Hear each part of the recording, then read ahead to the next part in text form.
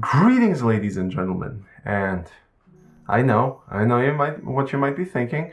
This is a strange location you're at, Lazar, and yes, it is. It's a rather different location, but I'm here because of this glorious lighting that's coming to my face, and this not so glorious yellow lighting that's coming to my other side of the face. However, I am here to talk about one simple topic. And that topic is the JLPT. You've heard me say this so many times, and if you talk to me like privately in DMs on Instagram, you've heard me talk about this even more. But before I carry on with this topic, I urge you to throw me a little subscribe and maybe click on the notification bell because that would help me out a lot. And maybe, I don't know, go on my Instagram, give me a little likey, and help me out. And also come to my Discord as well. It's all down there in the description. I also have Twitter and Patreon and a t-shirt store, but we'll get to that later. Right now, we are going to talk about the JLPT. What is the JLPT? What does it stand for? It stands for J, Japanese, language, L, P, proficiency, and T, test. So the JLPT has a range of, some people would say 1 to 5, but I would say it's the other way around because the lowest JLPT proficiency you can get is the N5. N5. So that's the lowest one. You would think that 5 would be the highest, but no, 5 is the lowest one. To pass the JLPT N5, which I haven't passed yet, so I have no idea what I'm talking about. I don't even know why I'm making this video. Just no, I did a little bit of research on this, a tiny little bit. So the JLPT N5 is one of the simpler ones, and it is definitely the simplest one and the easiest. But the thing about the JLPT proficiency test, it doesn't really, if you pass the N1, it doesn't really mean that you know Japanese because it's a test. It tests your grammar, your vocabulary, your kanji, how much kanji you know, your listening and reading skills. This listening part is where people mostly have issues with. That's the biggest issue in terms of the JLPT test. But I digress, we'll come back to that later. So why do you need the JLPT test?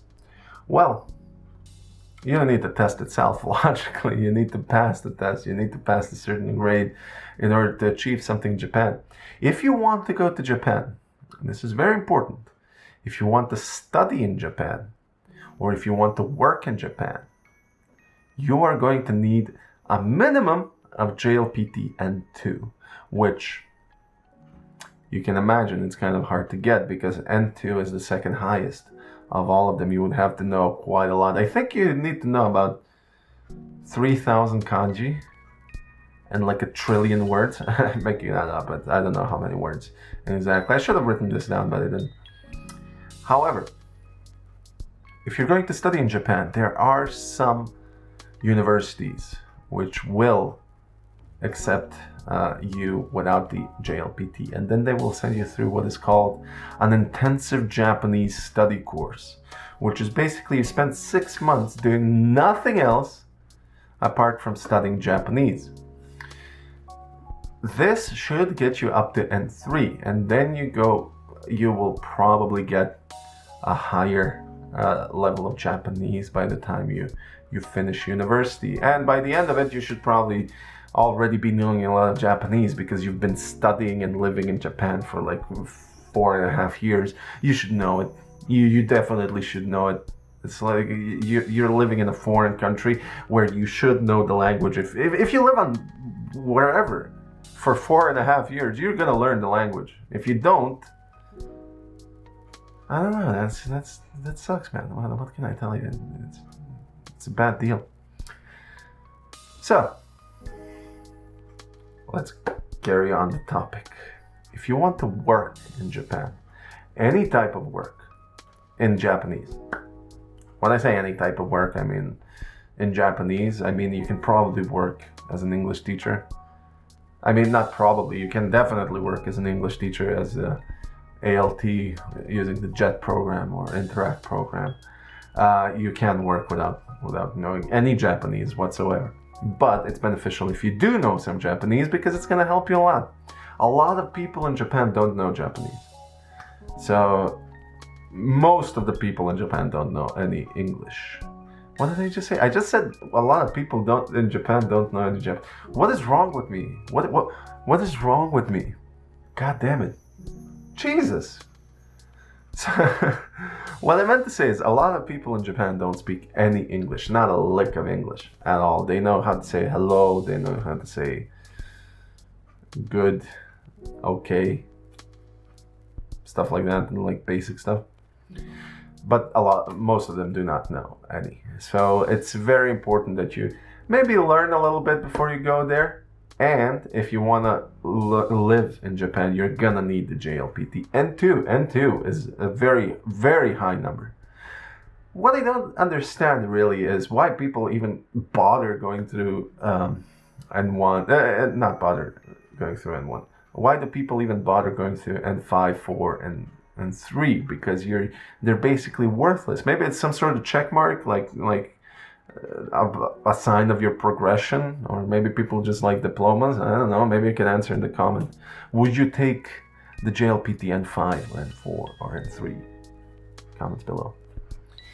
So back to the topic at hand. You're gonna need the N2 if you're gonna do basically anything in Japan, any sort of job, any sort of study in Japanese. You're gonna need the N2. But as I said earlier, it does not mean that you know Japanese.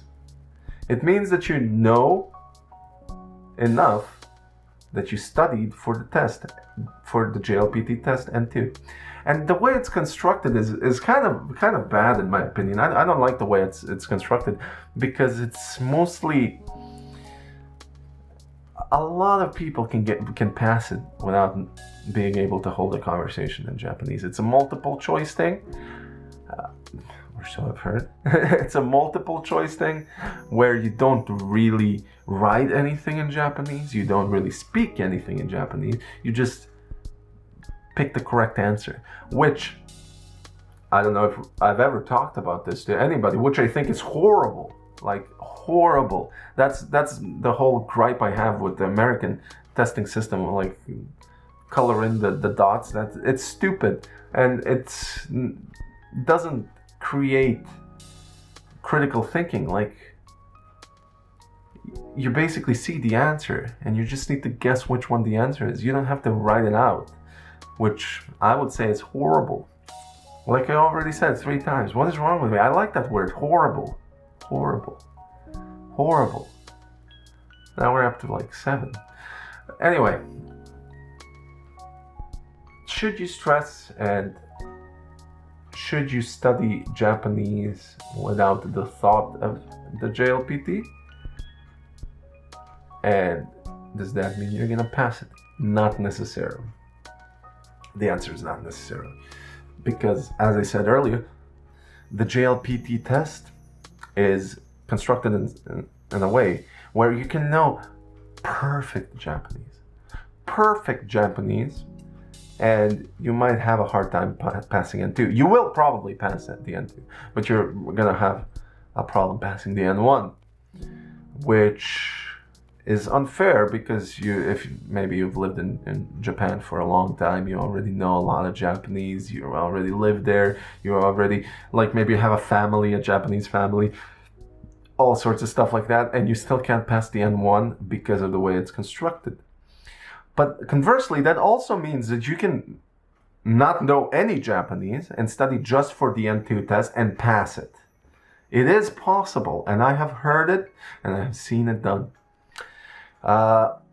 What would I recommend? I would recommend, depending on what you want really, I would recommend, if you want to go to Japan and work in Japan, you must know Japanese. You can't rely on the JLPT N2. You can pass it, but what good is it to you? It's just a piece of paper. It doesn't prove anything. As soon as you go there and get into the work environment, you're not going to go know anything. You're going to be an idiot who doesn't know how to speak any Japanese.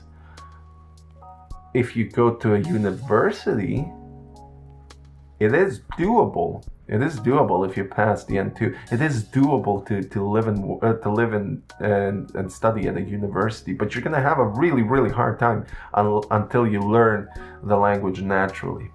So this is what I was talking about. I'm gonna post I'm gonna make a video very soon where I post my system of learning, which is based largely around input. So if you pass the JLPT N2 and you go to Japan and study in Japan, you're probably going to have to repeat your first year, maybe 2 times. But by the end of it, you would have been studying in Japan for some time, living in Japan for some time, and you would probably have massive knowledge of Japanese, which is always helpful, isn't it? So by the time you finish and you get into work, you're gonna already know and have the N2 paper to boot. But I do not recommend doing this if you. It is a big risk. So what I would do is I would study for the N2 parallel, not the N2. I would go from N5.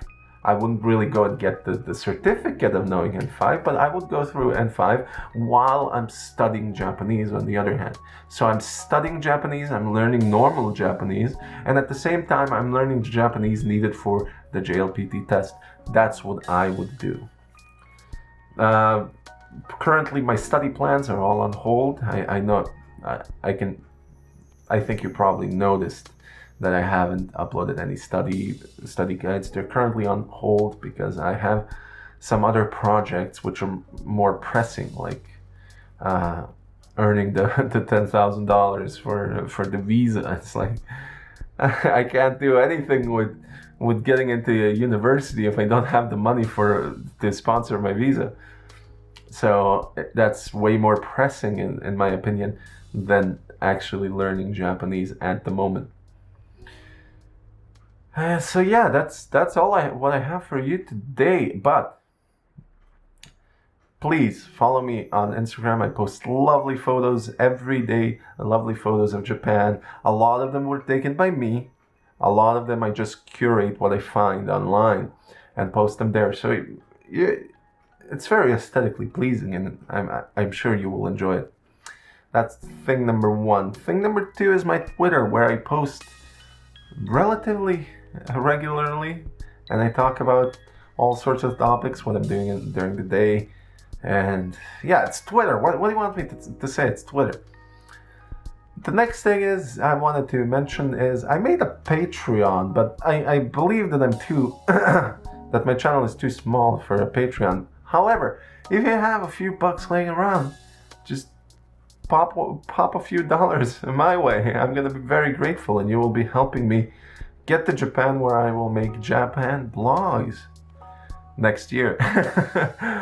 But yeah, it's gonna help me out a lot. And also in my efforts to accrue the cash for all of this, I have made a Teespring store where I post my designs about Japan, and I post my various things that I come up with.